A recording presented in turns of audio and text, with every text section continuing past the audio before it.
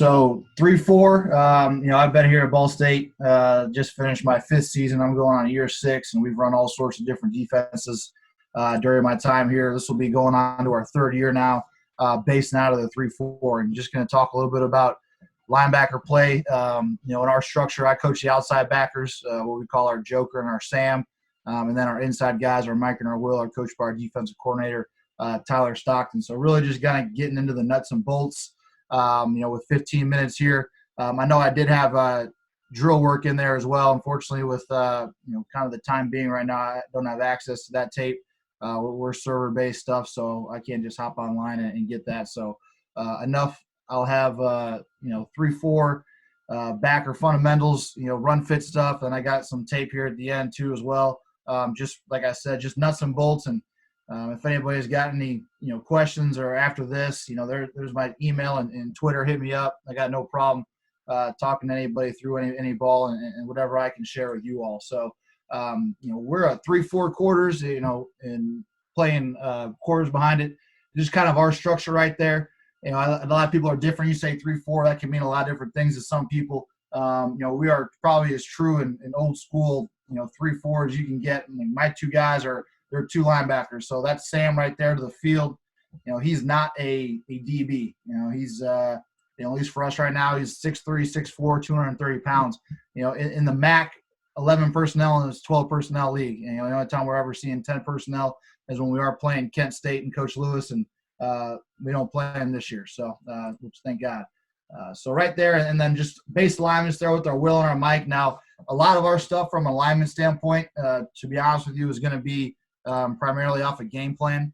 And so what I have here is just kind of, day 1 of fall camp, and outside of that, so some stuff you might see on the tape might be a little bit off of that.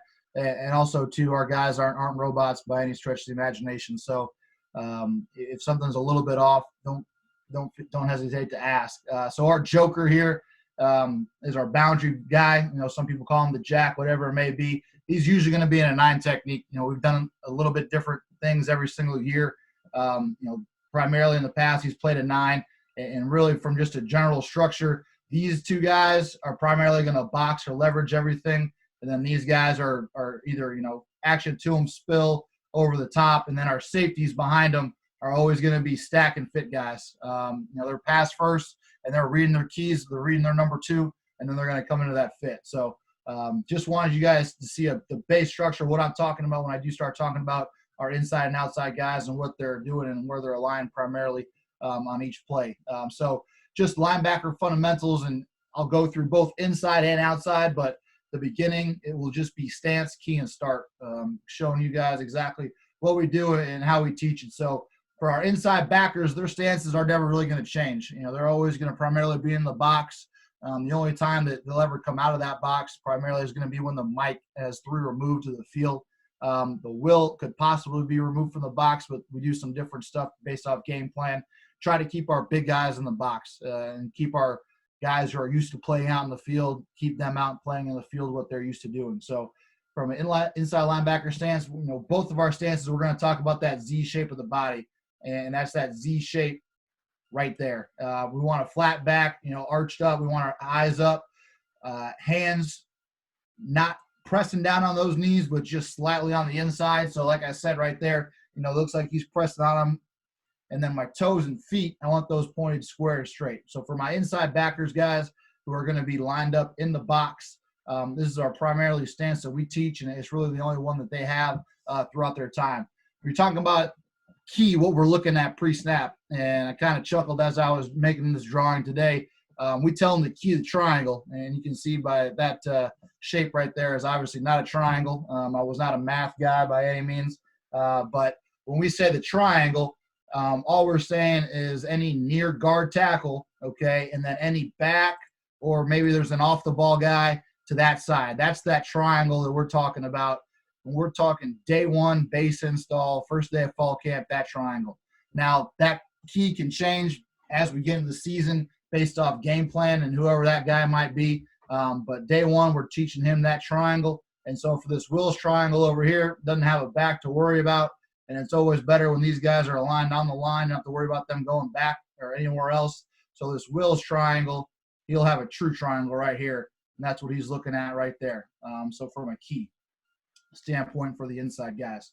Okay, and then start bunch, buzz, or inch steps forward. Okay, I've been a part of 4-3 press quarters where I can remember the DC telling the linebackers coach, if they see run, blitz. We're not that type of defense.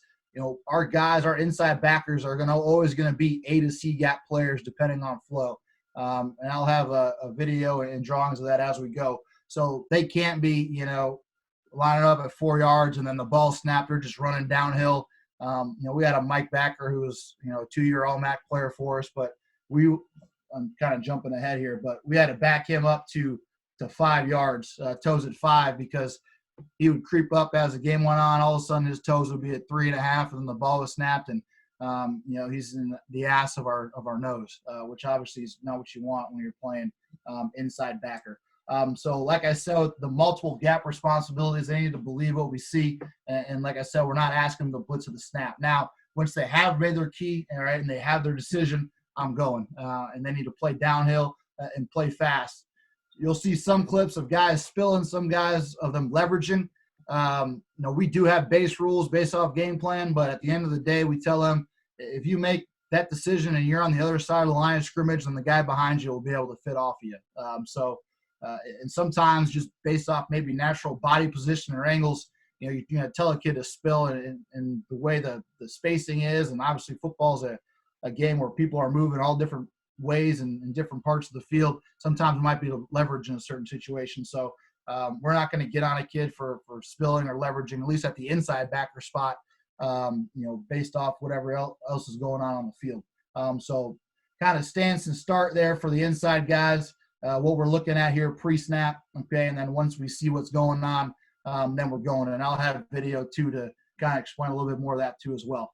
All right, so for the outside linebackers, I've coached the outside linebackers now for 3 years, and there's a couple things that I've learned during my time, and there's one that a lot of people have an opinion on what their stance should be, and two, where they should align and what type of body that Sam backer should be. So I've run the gamut of these two different stances.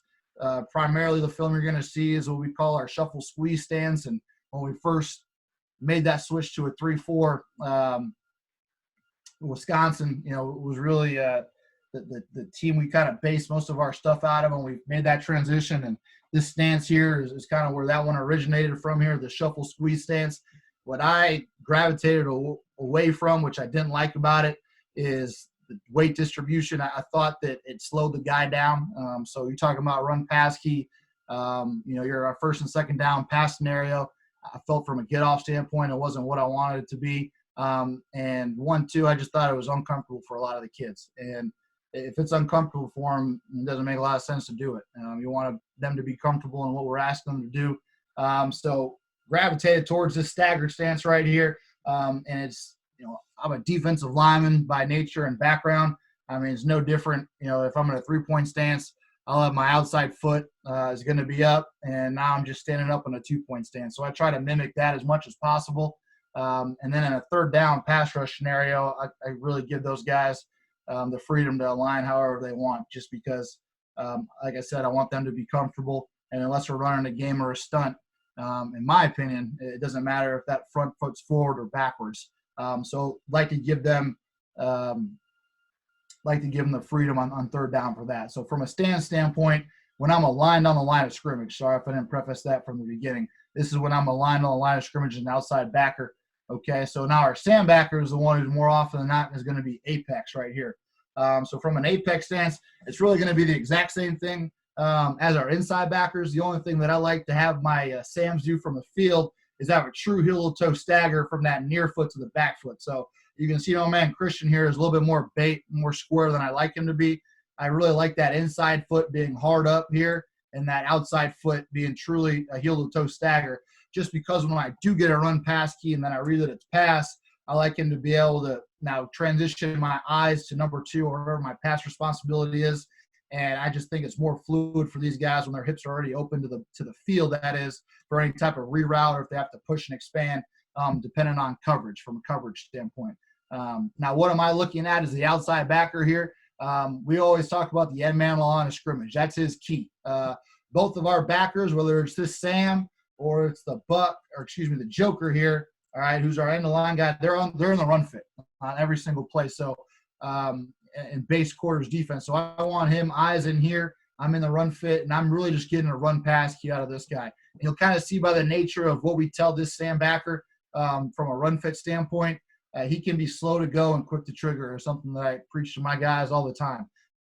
Once I get that run key, I'm buzzing my feet, and then I'm reacting to what comes next, whether it's inside zone read, if I got a guy pulling to me, if it's pin and pull, or if it's going away. So that leads me to this point right here. We spent a lot of time with our Sam backers on just teaching looks. And when I say looks, okay, is the back two, is there nobody else in here? If there's nobody else in here, high probability I'm getting zone read from a run standpoint. I could be getting one back power. If I got a guy right here and I got back two, we call this married, okay, now I'm thinking same side zone. I might need to show up a little bit faster depending on the look that I get. Or if I got a guy here, let me get rid of that guy. If I got a guy here offset, now I'm thinking split zone. If my back is not here and he's away from me, now I know I can be patient to any run, because it's going to take a while for that back to get there to that C gap that's open. And like I said, I'm sorry if I'm jumping ahead. I'll get into the run fits here too as well. And then from a start standpoint, if I'm my boundary guy, if I'm my joker, it's no different than being a defensive lineman. I'm block reaction based off the tight end or the tackle. And then if I'm my Sam and I'm playing from an apex, I tell them, one, you can either buzz your feet to get a run pass key, or you can literally just have your feet still, obviously weighing the balls of my toes. Some guys find it more comfortable to do that. And then that slow to go, quick to trigger, which I'll get more here into the tape. So just base, 2x2 zone read, run fits here. We're playing, 3-4 quarters. With how we play the nose, is because obviously it affects your mic. Base way will have them just lag behind the center, and you'll see positives and negatives to that as well. And the mic will have to fit off of him. And so just in general, our mic and our wheel are always going to be A or C based off fit or flow. And then our joker will always be a D gap player. And then our Sam in 2x2 is what we call late C gap. And I'll show you that late C gap picture as we get into it here. So, like I said from the beginning, you laugh about our that's not, how you really want your linebackers to look. So like we say toes at 4.5. We've backed that guy up in the past. So here's our Sam. All right. And here's our joker. We're playing NFL quarters here. Obviously this is not what you want there from your safety. We want him a little bit higher up. So I'll cut to the tight here because we're talking about run fits. Okay. So right off the bat here, with my joker here, we're in that combat, or excuse me, not combat stance. We're in that shuffle squeeze stance. Don't like how the crossover initially. Crossing over is a voodoo, is a no-no for any one of our guys and our backers. I like to see him push off that near foot. Is the video okay? Sometimes I have issues with the video on Zoom. Am I good with the video? We see that? Okay. Yeah, you're good. Okay, perfect. All right. Hopefully, I won't talk to myself for the last 15 minutes. That's reassuring. Okay. Right off the bat, he's just got to keep coming down. We don't want this space right here. And then some of that happens with your 4-eye. Needs to do a good job of, knocking that tackle back, not letting him reach right there. We're playing a little too slow here for my liking here with the will backer. Okay. Especially if I'm an inside backer here and I got back two, and I got a tight end here in my triangle here. And especially if that guy's flat in the line of scrimmage, I'm thinking either one back power to me, or I'm thinking same side zone to me. So I got to be, looking at that picture pre-snap. And once I get that action right here, I need to be downhill and piercing that thing right here, not to prevent this wash. Because all three of these guys are playing hand in hand with each other. This joker, all right, if these guys aren't doing their job, that's a lot of space for this kid right here to have to close down. And then in this scenario, he's really got 2-on-1, whoever shows up in this gap. Now, he'll have his safety here to help him out, all right, but the safety's a pass-first player who really should have his eyes on two. Would like to see him read and run a little bit faster than this. Okay, so now here, if you have a younger guy or if you got a nose that just ain't, a dude, it's very easy for that combo. And if I'm lagging, for that guard to come and really wash you out of there, and puts a lot of pressure there on your mic. That's one negative of when you're lagging with the center. And now same thing here. I'd like to see the Mike at this point. I think he's doing a decent job. He was like the one that always liked to get a little bit nosy. You see he'll come out and help out on this play here, but that's his play there. And you like that nose to be a little bit more firm there. If he takes both gaps away, then obviously the Mike absolutely doesn't need to bury himself in there if there's nothing there. And then now from the outside here, I'm going to go back to the wide with the Sam backer. This is what we talk about late C-gap player. So from this look right here, the back's away, I know as a Sam backer that there's not going to be a run that's going to be right on me right now in that C-gap. So I can buzz my feet. Let's see if he buzzes. I can't remember. So he's my stationary guy. He's stationary, buzzing my feet. At this point right now, slow to go, quick to trigger. I like to see him shoot his shot a little bit faster, bring his feet, and we're getting that thing down for no gain as opposed to a 2-yard gain when he's falling into that. So that's exactly what I'm talking about with the Sam backers on slow to go, quick to trigger, based off that look right here. I'm a late C-gap player. One more time here.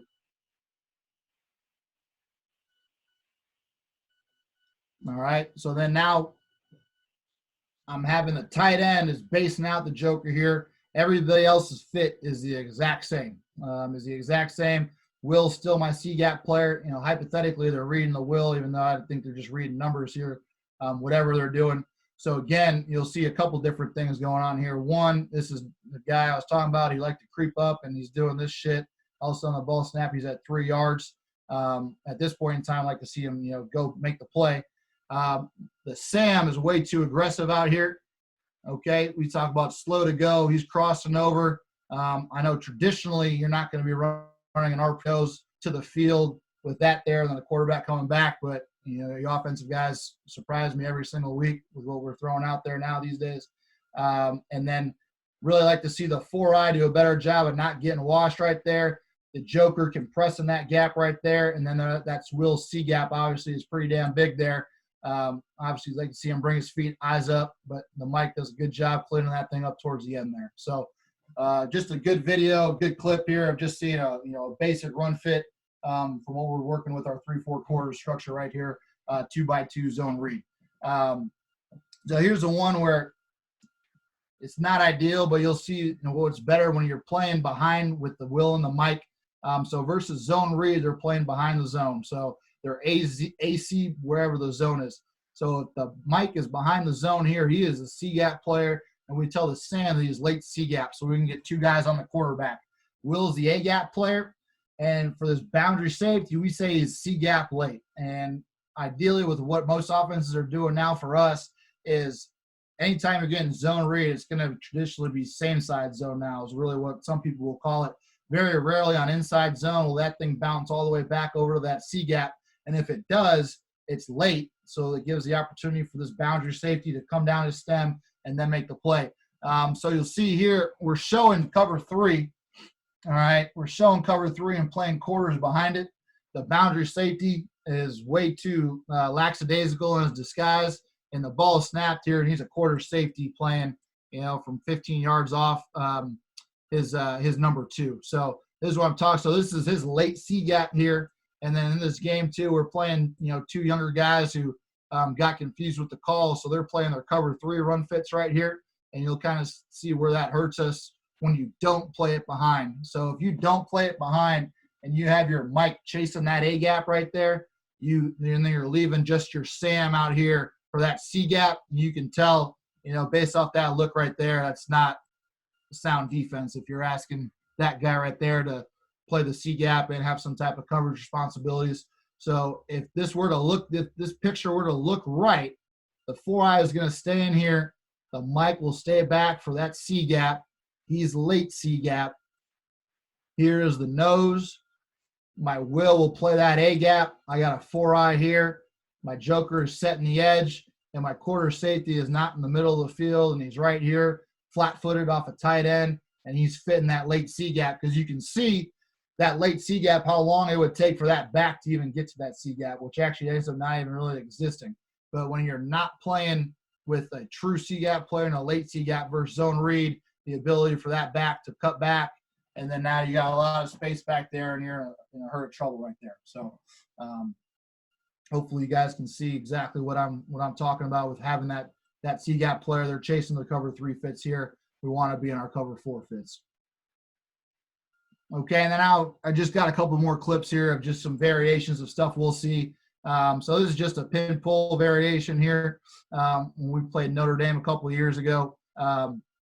You can see here our mic is too far behind this here. So our nose is going to lag behind that guy right here. Our mic from a pre-snap alignment and pistols where they get you. So our inside backers alignments will change off a back set. When he's in the pistol here, I can't speak for Coach Stock here. I'm not sure exactly where he would have wanted him in this game plan, but that is a far way to go for this guy to that when we've got outside zone. Our Will is our C-gap player. Now, 52 does a really good job, I think, from a pre-snap standpoint and game plan. He saw that guard stance right there. That doesn't look right.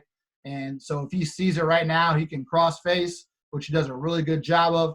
When he crosses face, all right, now the Will just has to replace him here. And then there's our Joker setting the hard edge to this thing.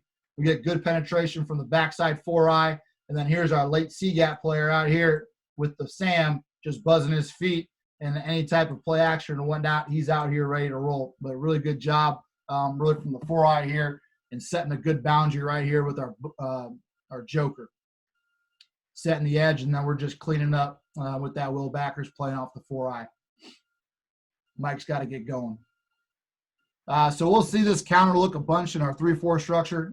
It's a really unique way to run it, but this is what most teams will run against us. They'll fan the 4-eye to the Sam, and almost kind of looks like trap when the guard's pulling for him, and then the Y comes through. Like we said, we say 4, so if it's a spill or a leverage, whatever it is. And it's really the same thing for this strong end here, but you'll see how fast it happens. He'll have no chance of spilling that thing, so he'll typically end up leveraging this block. He's got to make sure that Y comes inside of him, and then the Will's got to get over the top. I'm sorry, go back to this picture here. And then 4-eye, and then here's the Joker will just constrict down. So you'll see that our backside fit this up a little different than you probably would have drawn it up. So what happens here with our Will doesn't see the puller. He thinks this is just zone read, and our Joker really plays it wrong. And, both guys play it wrong, and it fits right. So I'm sure that's happened at some point in time in your guys' seasons. So he's way too fast out of there. They really end up just switching jobs here. So the Joker should be squeezing, and the Will should be the one fighting to get over the top. So we get this fan block. The Sam needs to constrict. Sorry, let me get this tape stopped. All right, he's got to constrict. He's going to end up leveraging the first one. He can spill or leverage the tight end, and then it's the Will that needs to get over and be the extra guy. And then my safety, can be a little bit faster on my stack and fit. Obviously, number 2 is not running a route at this point in time. So here's this counter look. The end is going to leverage it. Okay, the mic is somewhere in between, to be quite honest with you, but at least he's hitting it on their side of the line of scrimmage, slowing down the back. And then now our Joker, who really replaces our buck, our Will, is now over the top, and there we are right there. So I apologize. I think I'm a little bit over, but right at the end here. So what do we do versus 3-by-1? We don't like that picture right there with that C-gap. Same side zone, that can get really down on the Sam very fast. So versus 3-by-1 attached, we're going to kick to a 4 down front and try to help eliminate that C-gap. And then now our Will and our Mike are true just A-B, and our Sam's a D-gap player. So, again, I apologize if I went a little bit over there. There's my stuff. I don't know if I have time for questions or not, if there are any. So, yep, you got so with you, I think it's for your linebacker stance. Do you teach a quick read hop or a step for better reads, or do they just read the O-line and go? So for the inside backers, they're gonna I don't want to say hop, but they're gonna either inch step forward, or they'll just be stationary and go. My Sam, he will buzz. He will do a true hop and buzz, pat those feet, and they also do have the ability to just also be stationary too as well, pre-snap. And then what formation run game give you your tight or mint front the most trouble? So yeah, It is the 3x1 with the, we call them a hip, but attached in the back. So really 4 strong there, and same side zone. Just absolutely crushed us. We did not adjust to that 4 down front. So out of that 3 down front, I think it's almost impossible unless you have a 4-eye who's just a true ass kicker and a Mike that can hit that thing right now. I do remember watching the Wisconsin cut-ups, and they didn't have a problem. But we did absolutely have a problem versus that front and that formation. Nice. Sweet. Thanks, Coach. We appreciate you coming on, man. Absolutely. No, thank you guys.